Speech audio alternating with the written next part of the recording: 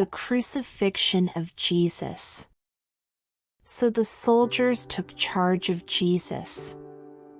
Carrying his own cross, he went out to the place of the skull, which in Aramaic is called Golgotha. There they crucified him, and with him 2 others, one on each side and Jesus in the middle. Pilate had a notice prepared and fastened to the cross. It read, "Jesus of Nazareth, the King of the Jews." Many of the Jews read this sign, for the place where Jesus was crucified was near the city. And the sign was written in Aramaic, Latin, and Greek.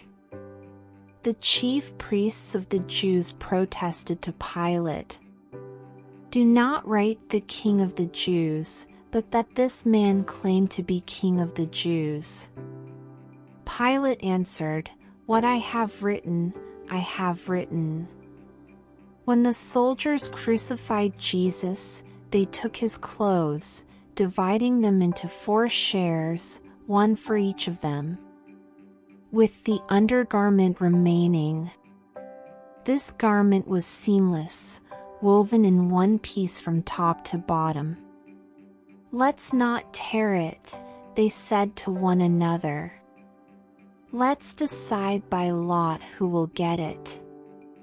This happened that the scripture might be fulfilled that said, "They divided my clothes among them and cast lots for my garment."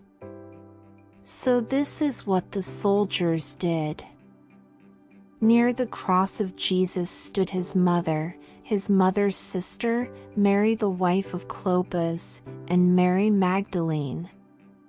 When Jesus saw his mother there, and the disciple whom he loved standing nearby, he said to her, "Woman, here is your son." And to the disciple, "Here is your mother." From that time on, this disciple took her into his home. Later, knowing that everything had now been finished, and so that scripture would be fulfilled, Jesus said, "I am thirsty."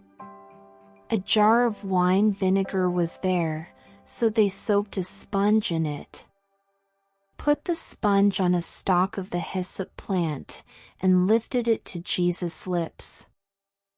When he had received the drink, Jesus said, "It is finished."